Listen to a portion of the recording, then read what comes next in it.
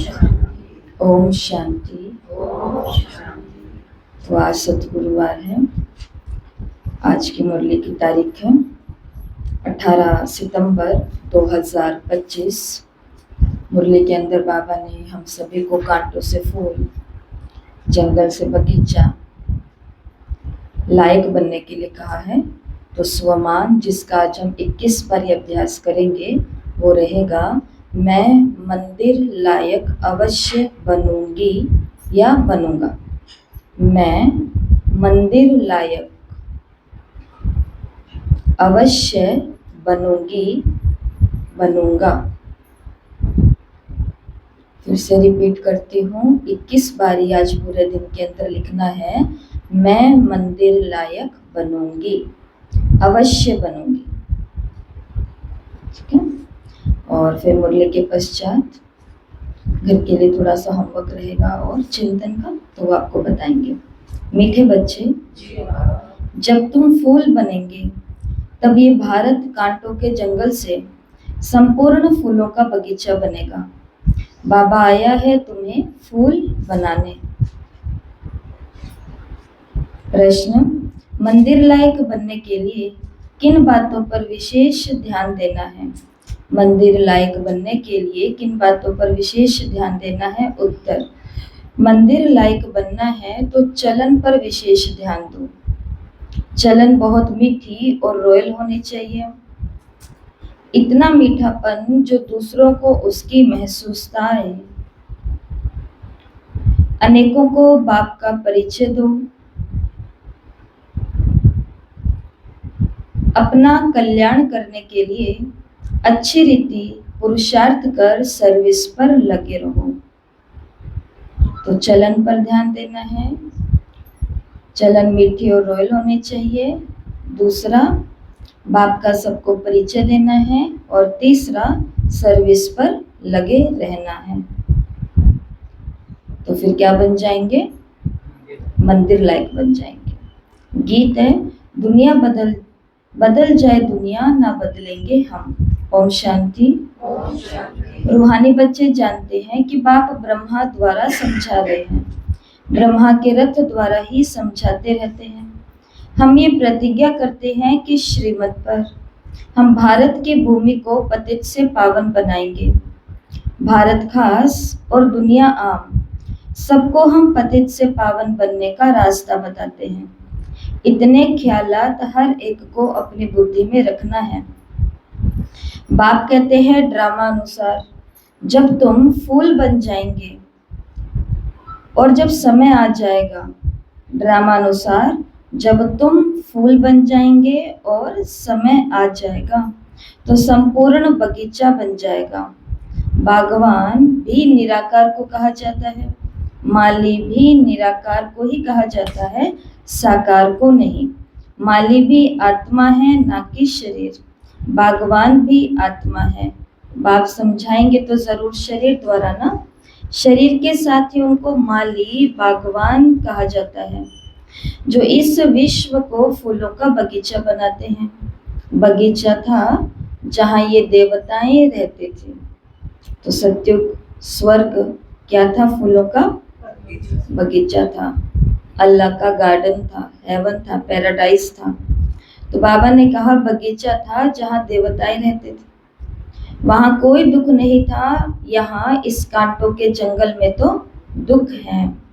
रावण का राज्य है, कांटों का जंगल है। फट से कोई फूल नहीं बनते हैं।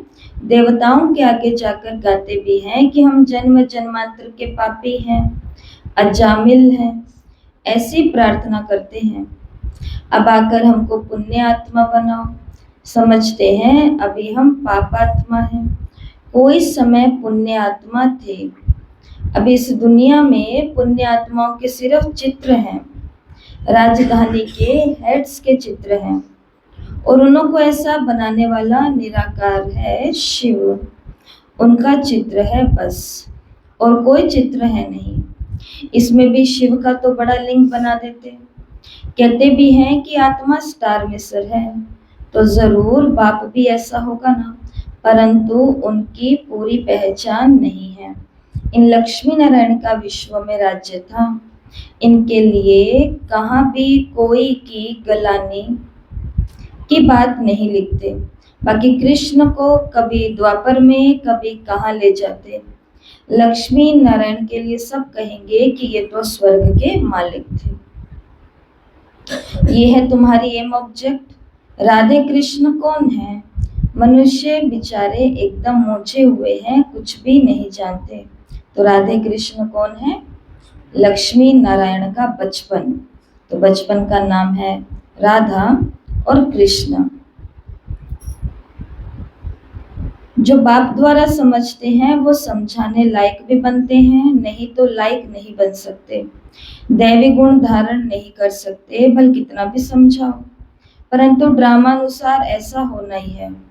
तुम अभी खुद समझते हो, हम सब बच्चे बाप की श्रीमत पर भारत की रूहानी सर्विस करते हैं, अपने ही तन मन और धन से। प्रदर्शनी अथवा म्यूजियम आदि में पूछते हैं कि तुम भारत की क्या सेवा करते हो। तो अभी तो चलो ब्रह्मा कुमारी के बारे में सभी को ही मालूम है कि वो क्या सेवा करती हैं। तो जो हमारे 19 प्रभाग बने हुए हैं तो वो सभी सेवाएं कर रहे हैं, तो वो सभी को मालूम है। जैसे कि अभी एक बहुत बड़ी सेवा है 20 तारीख को, जो सेवा संपन्न होगी 20 तारीख ही उसके लिए वो तारीख है, और 21 तारीख, ये 2 दिन वो सेवा होगी पूरे भारत के अंदर और बहुत बड़े लेवल पर है वो।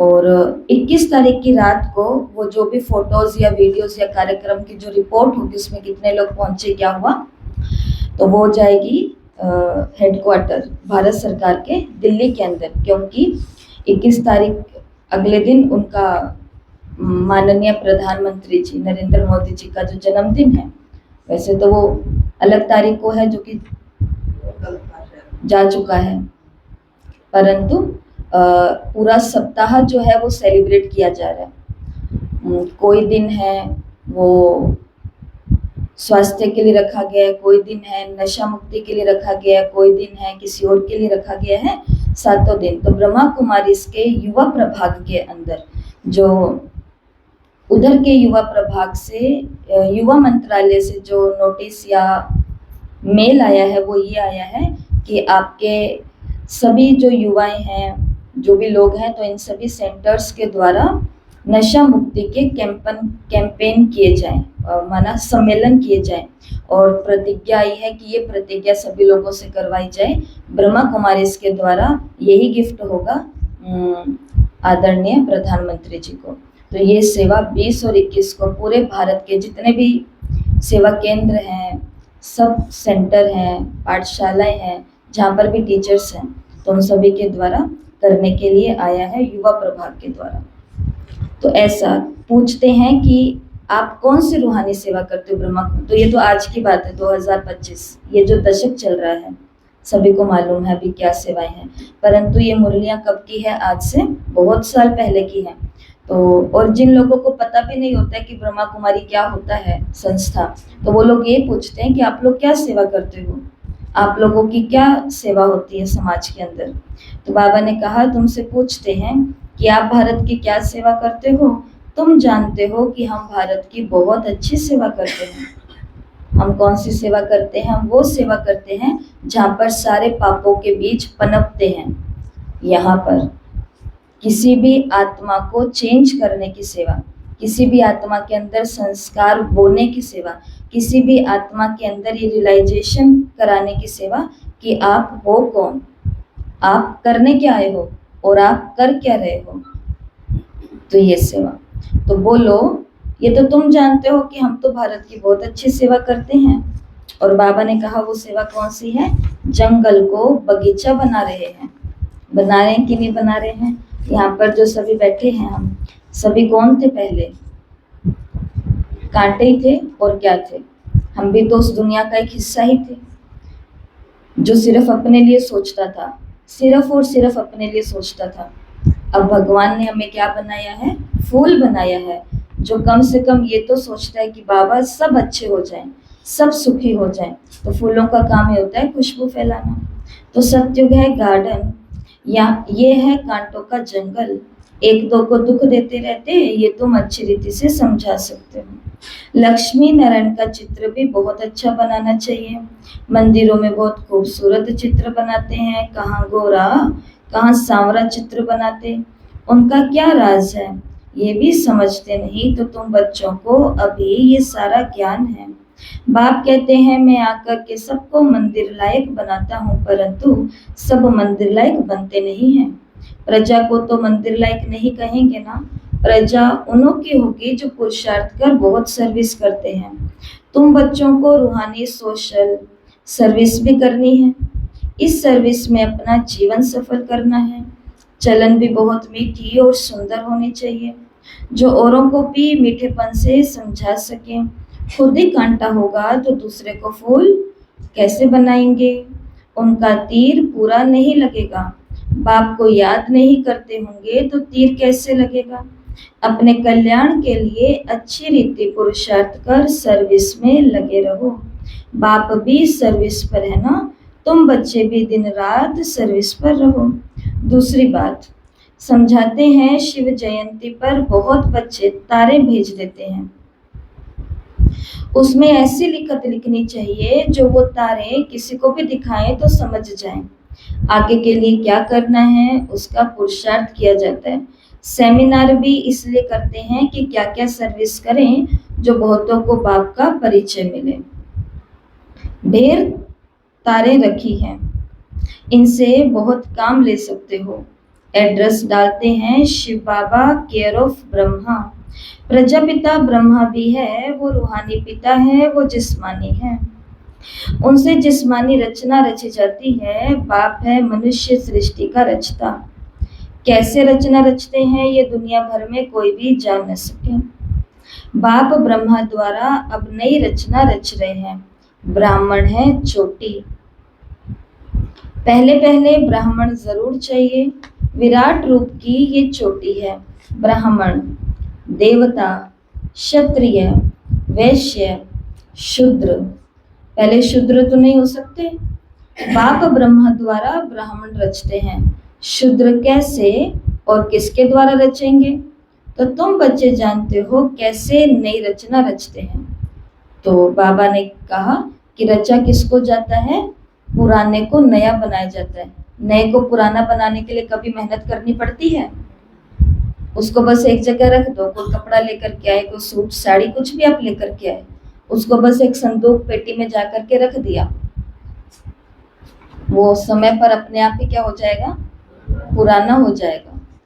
तो बाबा ने कहा कि शूद्र कैसे बनाए, किसके द्वारा बनाए, तो ये प्रश्न नहीं है। बाप आकर के नई दुनिया कैसे रचते हैं, तो ये एडॉप्शन है बाप की। कल्प कल्प बाप आकर के शूद्र से ब्राह्मण बनाते हैं, फिर ब्राह्मण से देवता बनाते हैं। ब्राह्मणों की सर्विस बहुत ऊंची है। वो ब्राह्मण लोग खुद ही पवित्र नहीं है तो दूसरे को कैसे पवित्र बनाएंगे? कोई भी ब्राह्मण सन्यासी को कभी राखी नहीं बांधेंगे। वो कहेंगे हम तो हैं ही पवित्र, तुम अपना मुंह देखो।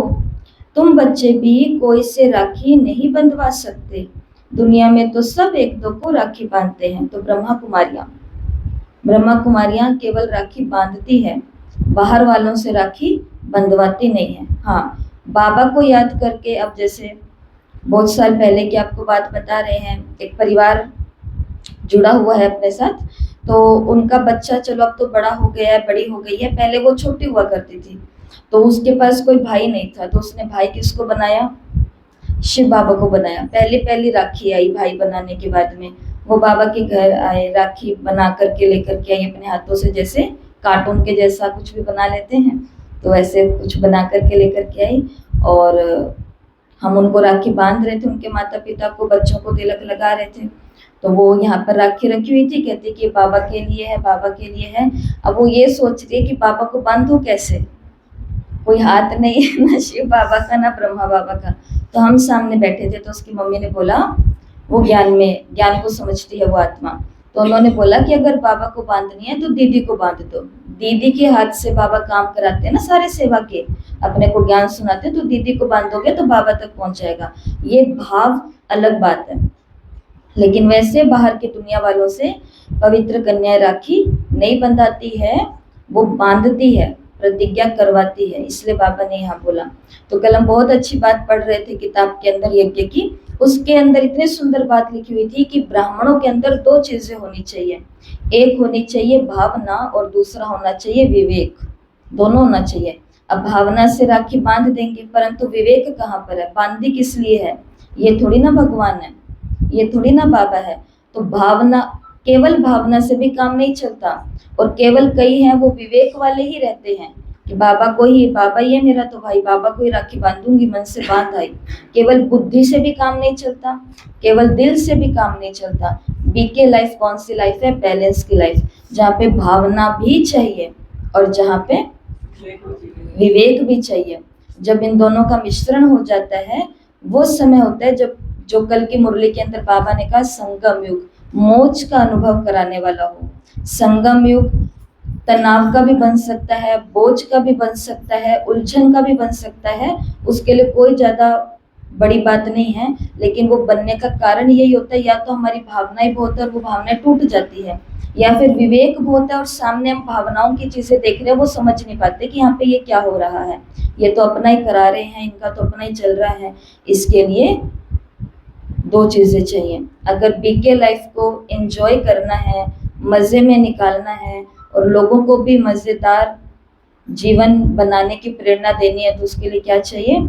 यज्ञ के हर नियम विधि विधान के लिए भावना भी चाहिए और साथ ही साथ विवेक भी चाहिए।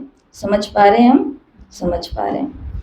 तो बाबा ने कहा कि तुम राखी नहीं बंधा सकते हो, तुम राखी नहीं बंधवा सकते। दुनिया में सब एक दो को राखी बांधते हैं, बहन भाई को राखी बांधती, तो ये रिवाज तो अभी निकला है। अभी तुम शूद्र से ब्राह्मण बनने के लिए पुरुषार्थ करते हो। तो यहाँ बहन शरीर में है इसलिए राखी बांध रही, ऐसा नहीं है। यहाँ पवित्र ब्राह्मण बने हैं तो वो रिवाज चला रहे हैं द्वापर युग वाला, कि ब्राह्मण के रीति से उसको बांध रहे हैं, प्रतिज्ञा। तो ये बातें समझानी पड़ती है। तुम अभी शूद्र से ब्राह्मण बनने के लिए पुरुषार्थ कर रहे हो, मेल फीमेल दोनों पवित्रता की प्रतिज्ञा करते हैं, दोनों बता सकते हैं कि हम कैसे बाप की श्रीमत से पवित्र रहते हैं। अंत तक इस काम विकार पर जीत पाते रहें तो पवित्र जगत का मालिक बनेंगे। पवित्र दुनिया सत्य को कहा जाता है, स्व स्थापन हो रही है। तुम अब पवित्र हो, विकार में गिरने वाले को राखी बांध सकते हो। प्रतिज्ञा कर और फिर पतित बने तो कहेंगे तुम राखी बंधवाने आए थे ना, तो अब क्या हुआ? कहेंगे माया से हार खा ली, ये युद्ध का मैदान है, विकार बड़ा दुश्मन है, इन पर जीत पाने से ही जगत जीत अर्थात राजा रानी बनेंगे।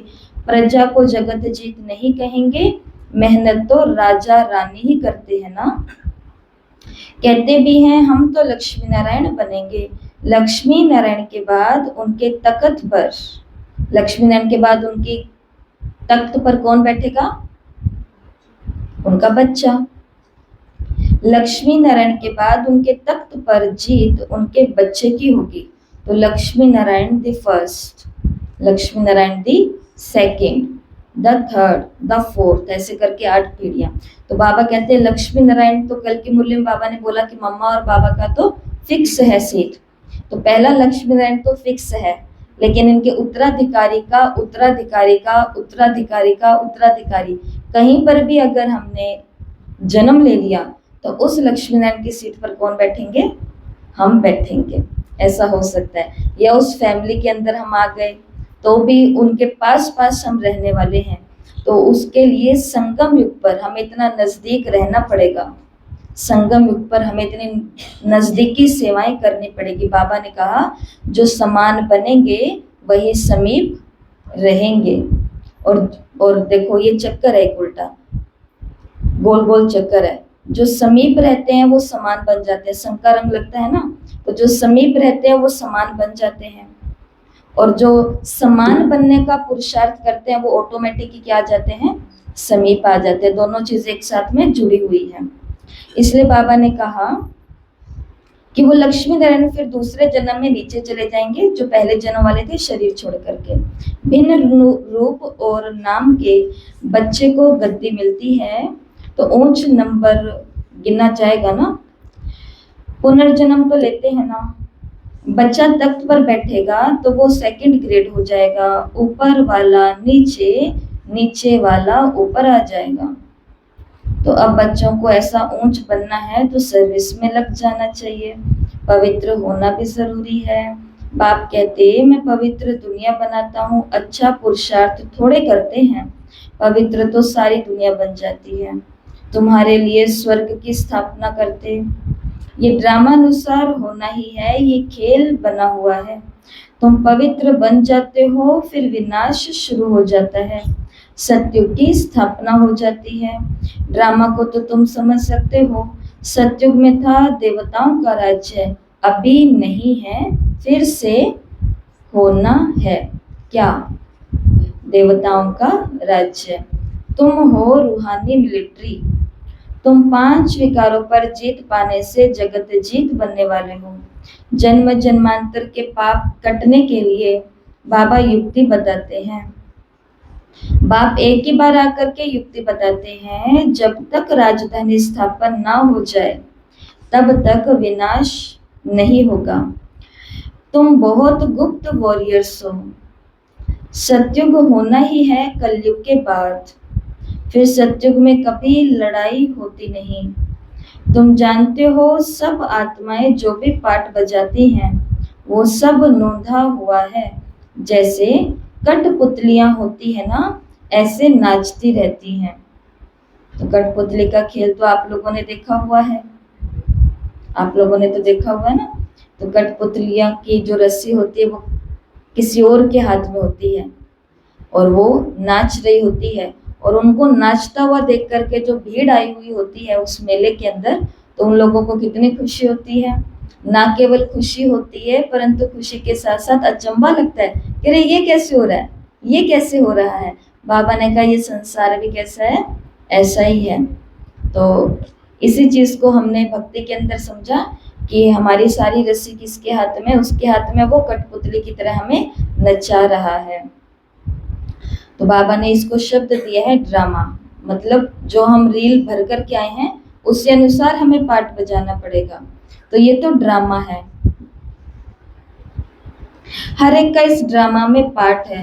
पाठ बजाते बजाते तुम तमो प्रधान बने हो, अब फिर ऊपर जाते हो, सतो प्रधान बनते हो। नॉलेज तो सेकंड की है, सतो प्रधान बनते हैं, फिर गिरते गिरते तमो प्रधान बने हैं।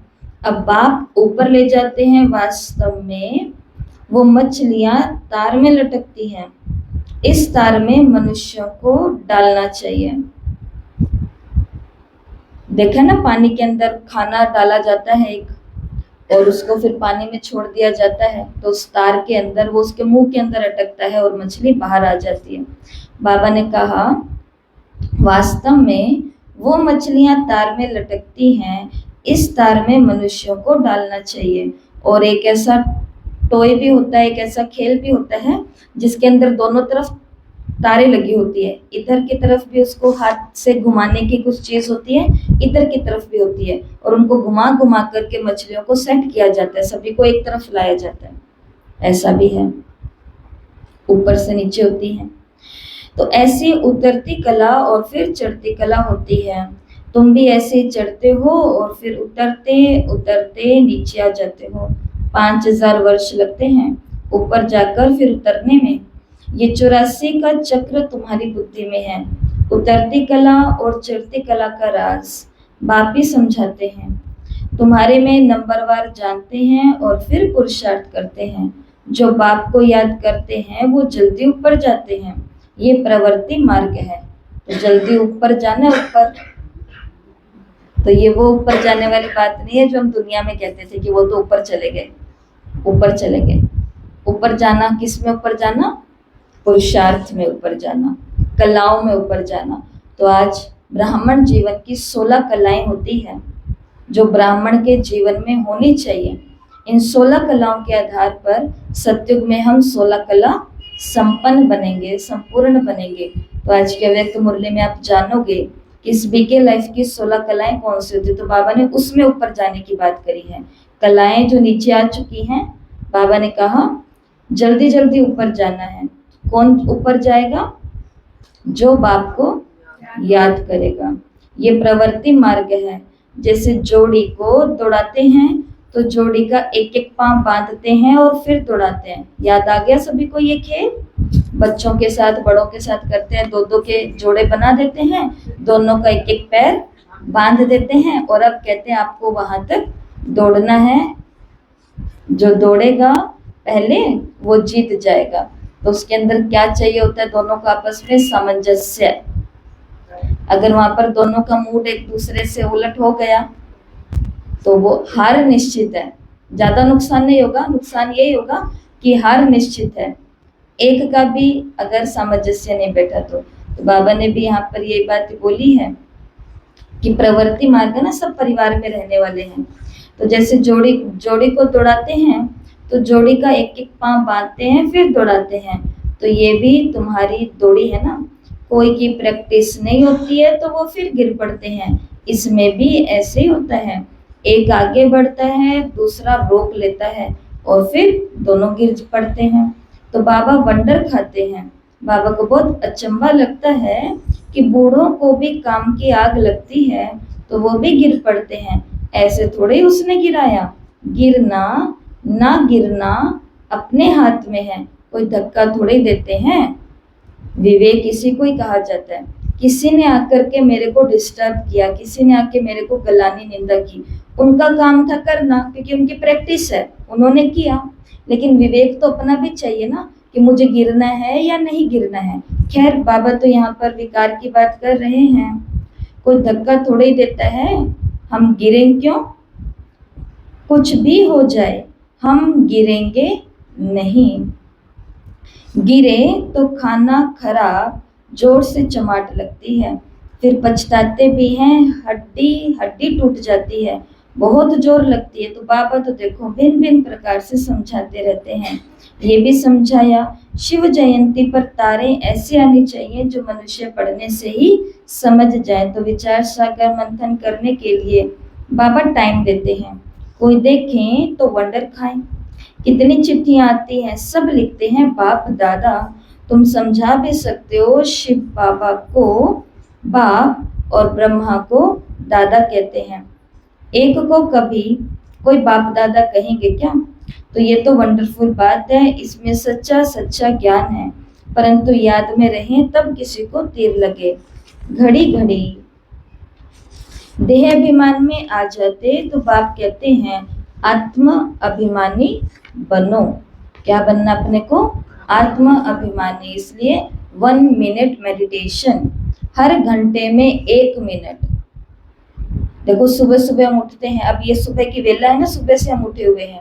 अब ये सुबह का जो समय होता है, इस समय हमारी एकदम ऊपर सतो प्रधान अवस्था है, समझ लो ब्राह्मणों की। अभी हमको बहुत दुनिया से न्यारे हैं, सबके प्यारे हैं, परमात्मा के नजदीक हल्का हल्का अनुभव करें। लेकिन धीरे धीरे जैसे हम कर्म में जाएंगे तो पहर आते आते जो याद लगन अभी हमें है उसकी आदि हो जाएगी। शाम आते आते आते आते आते आते वो बहुत उस आदि की भी आदि हो जाएगी, बहुत कम हो जाएगी। इसके लिए तो बाबा ने क्या बनाया हुआ है, हर घंटे में 1 मिनट खुद को देखो, क्या मैं कौन, मेरा कौन, और जो मुझे करने की ड्यूटी आज की मुरली में मिली है, आज की मुरली में, तो क्या वो मैं कर रही हूँ?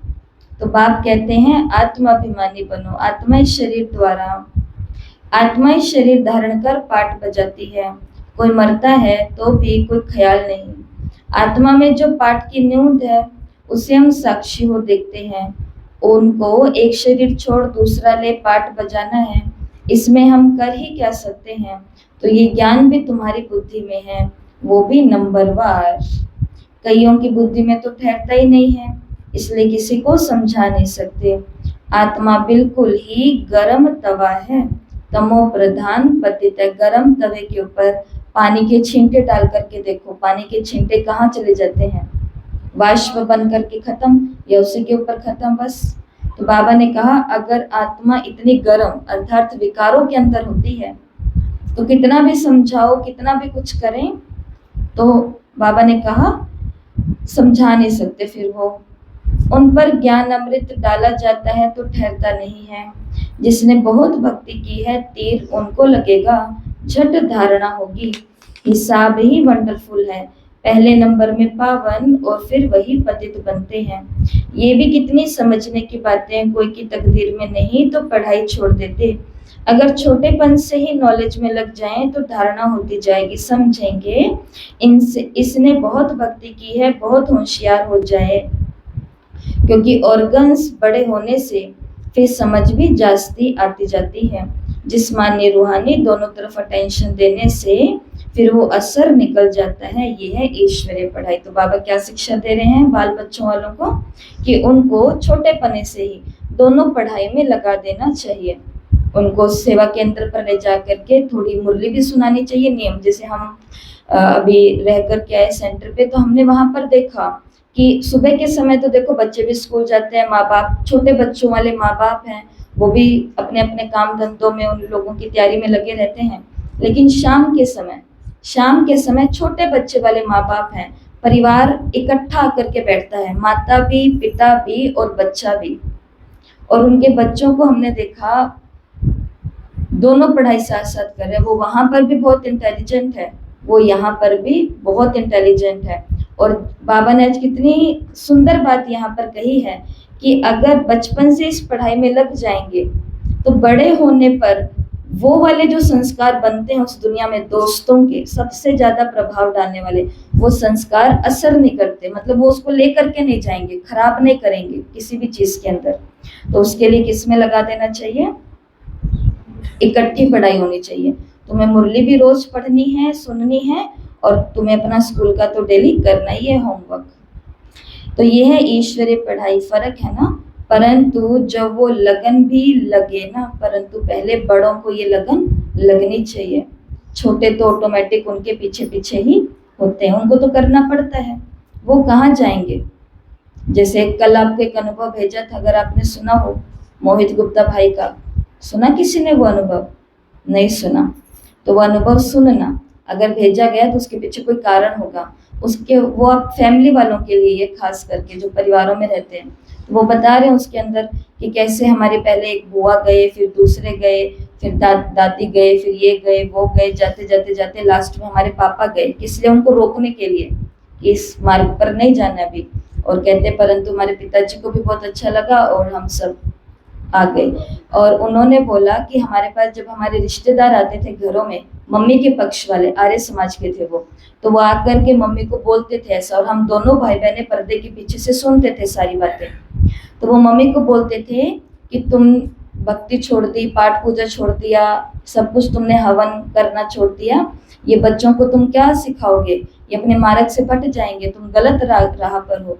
तो मोहित भाई बताते हैं कि हम दोनों भाई बहन फिर आपस में क्या बातें करते थे। भाई बड़ा था, बहन छोटी थी।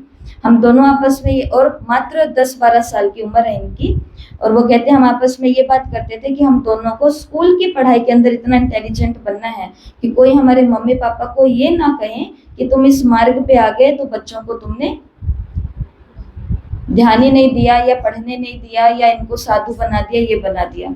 इसे बोलते हैं भावना प्लस विवेक। भावना भी है भगवान के प्रति, पर विवेक भी। और देखो फिर उन्होंने मेडिकल की पढ़ाई की। घर के अंदर सब लोग कौन है? डॉक्टर हैं। जो मोहित भाई हैं वो गोल्ड मेडलिस्ट हैं, सिल्वर मेडलिस्ट हैं, कितने ना कितने। और अभी अपने जो इंडिया की मेडिकल एसोसिएशन है उसके अंदर एक बहुत बड़ा हिस्सा है वो मेडिकल के अंदर, हार्ट के। तो सब लोग, लेकिन प्रवृत्ति में रहते हुए, माता पिता भाई बहन चारों एक साथ रहते हैं, समर्पित रीति से रहते हैं, और बाबा की यज्ञ में सेवाओं पर सेवाएं, खूब सेवाएं दे रहे हैं। ये बाबा ने इसलिए आपको कल वो भेजा था कि वो सुनो। तो माँ बाप तो इसके लिए ये बहुतों को रहता है कि इधर हमने भेज दिया, 1 घंटा टाइम वेस्ट होते, इससे बड़े ट्यूशन भेजो, ये पढ़ेंगे। परंतु संस्कार जिस दिन बिगड़े वो उस पढ़ाई में भी उनका जी नहीं लगेगा। इसके लिए तो बाबा ने कहा दोनों पढ़ाई में फर्क तो है ना, परंतु ये हो भी जब तब लगन लगे। अच्छा, मीठे मीठे सिक्के लेते बच्चों प्रति, माता पिता बाप दादा का याद प्यार और गुड मॉर्निंग। रूहानी बाप की रूहानी बच्चों को नमस्ते। हम रूहानी बच्चों की रूहानी माता पिता बाप दादा को याद प्यार नमस्ते, गुड मॉर्निंग, ओम शांति, शुक्रिया बाबा शुक्रिया, वाह बाबा वाह। धारणा के लिए मुख्य सार। पहला, रूहानी मिलिट्री बन। 5 विकारों पर जीत पानी है। पवित्र जरूर बनना है।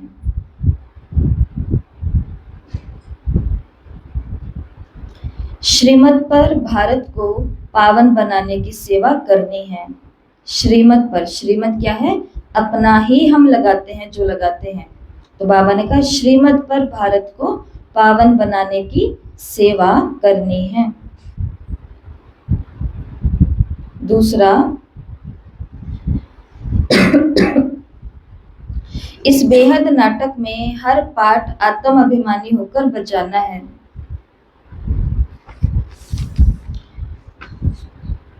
कभी भी देह अभिमान में नहीं आना। साक्षी होकर हर एक एक्टर का पार्ट देखना है। आत्माभिमानी बनना, देह अभिमान में नहीं आना, साक्षी होकर के हर एक्टर का पार्ट देखना है। वरदान है, सदा खुशी और मौज की स्थिति में रहने वाले।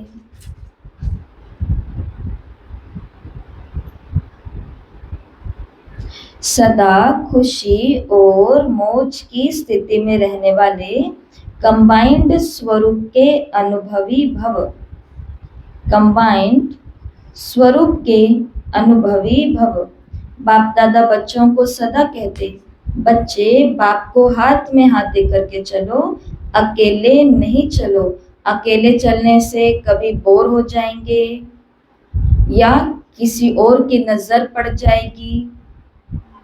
बाप के साथ कंबाइंड हो, इस स्वरूप का अनुभव करते रहो तो कभी भी माया की नजर नहीं पड़ेगी और साथ का अनुभव होने के कारण खुशी से मौज में खाते चलते मौज मनाते रहेंगे। धोखा व दुख देने वाले संबंधों में फंसने से बच जाएंगे। तो क्या अनुभव करना है पूरे दिन?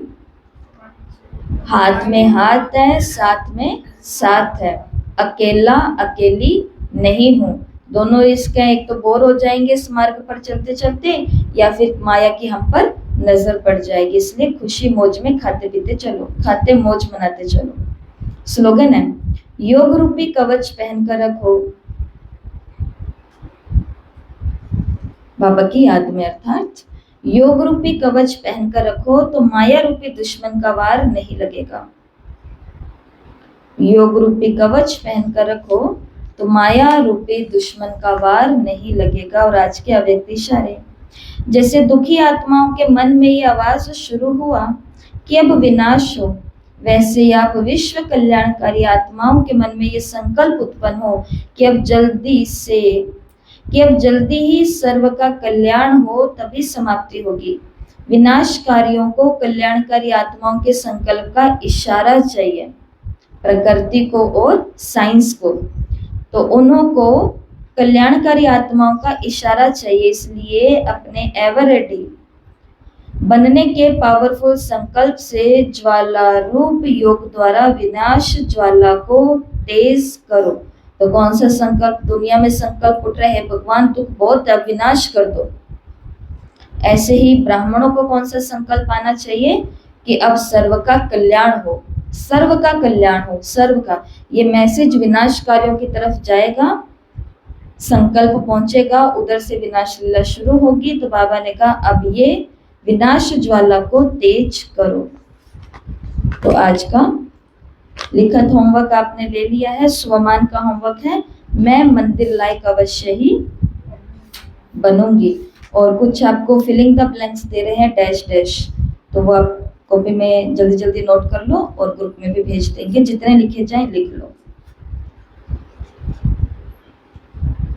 तो ये आपको काम करना है, घर जाके मुरली को 1 2 3 4 5 बारी सुन लेना, पढ़ लेना, जो भी करना है, और उसी के आधार पर आपको इन प्रश्नों के उत्तर देने हैं। पहला प्रश्न है, आज का मुख्य विचार क्या है? मुरली से आज का मुख्य वाक्य है, ये मुख्य विचार बाबा ने हमें क्या दिया है, ठीक है, वो आपको लिखना है आपके अनुसार जो हो, क्योंकि बाबा ने बहुत सारी बातें कही हैं, पर जो आपको लगा कि ये विचार मेरे लिए था या मुझे बहुत अच्छा लगा, तो आज का मुख्य विचार, इसके आगे डैश कर दो, इसका उत्तर आपको देना है। दूसरा, आज की सर्विस, इसके आगे लिखना, आज मैंने मनसा वाचा कर्मणा कौन सी सर्विस की? तन मन धन जन, इन चारों में से कौन सी सर्विस की, ठीक है। आज की सर्विस, क्योंकि आज की मुरली में बाबा ने क्या कहा, जो सर्विस करेगा वो राजा रानी बनेगा। तीसरा, आज मैंने किस विकार पर काम किया? हम हर दिन कोई ना कोई विकार पर काम करते हैं ना, कि आज मैं ये नहीं करूंगी, आज ऐसा नहीं सोचूंगी, तो आज किस विकार पर काम किया, आगे जगह छोड़ दो, वहां पर आपको लिखना है। नेक्स्ट, और किस विकार ने आज मुझ पर काम किया, मतलब मुझे धोखा दिया, किस विकार ने मुझे धोखा दिया।